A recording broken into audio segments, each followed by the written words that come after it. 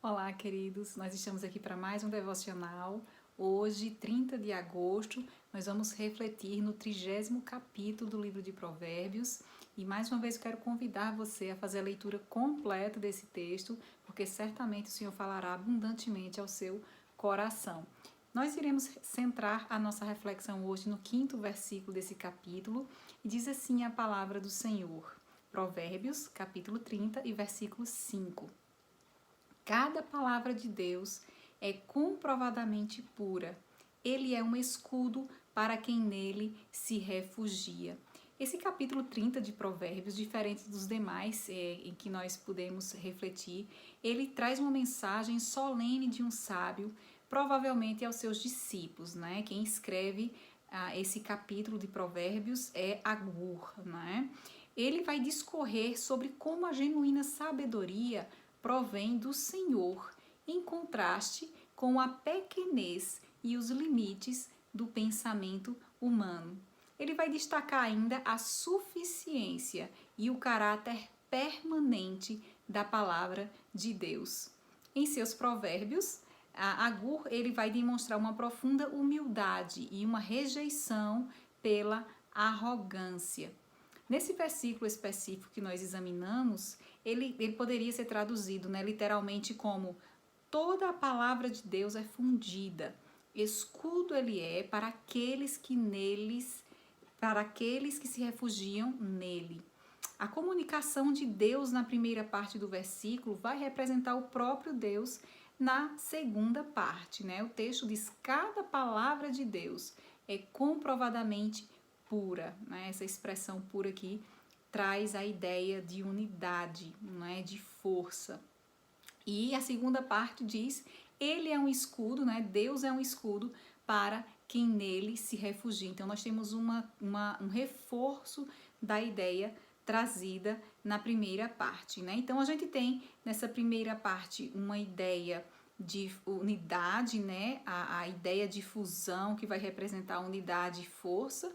E na segunda parte o uso claro da expressão escudo, representando a proteção efetiva que Deus oferece a quem nele busca refúgio, não é? Esse escudo que é mencionado aqui no texto, né, ele poderia ser traduzido como uma proteção efetiva proporcionada por Deus àqueles que nele se refugiam. Então, é interessante a gente notar, não é, que a proteção do Senhor ela é bem ampliada quando a gente tem a expressão efetividade, não é?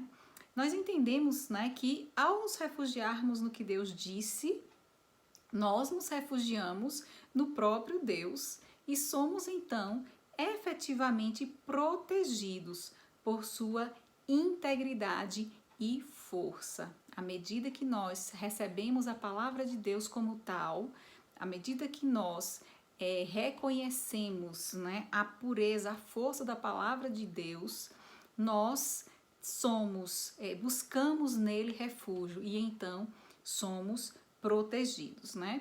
Nós vemos que enquanto o inimigo nesse mundo, né, nos ataca de todos os lados, é exatamente na conversa com Deus que devemos nos refugiar, né? Estar com Deus, conversando sobre aquilo que nós vivemos, sobre aquilo que nós sentimos e pensamos e recebendo dele a orientação, né, o conselho, a sabedoria, é lá que nós vamos encontrar abrigo. Não temos outro caminho, né, para onde nós poderíamos ir.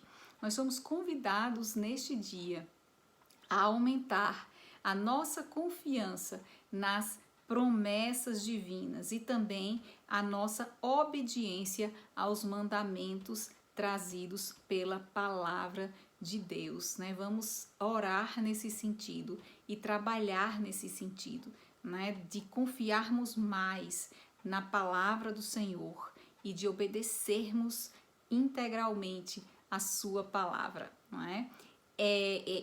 Essa atitude, né? Esse modo é que vai, né, conduzir-nos pelo caminho da sabedoria que vem do alto, né?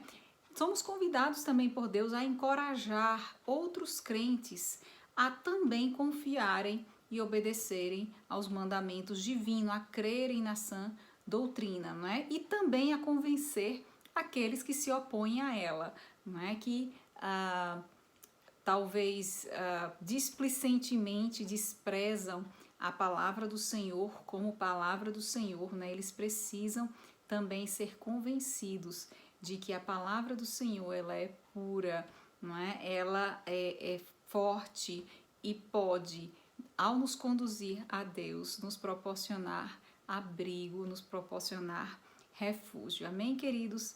Na hora de ação de hoje, nós vamos orar pelo engajamento do Super 20. Mais uma vez, nós estamos orando pela igreja brasileira e o motivo de oração específico hoje é pelo engajamento do que nós chamamos de Super 20. Né? Numa pesquisa sobre conversão que nós realizamos nos primeiros anos do nosso ministério, nós identificamos uma faixa de 20 anos em que as pessoas estão mais abertas para receber o Evangelho.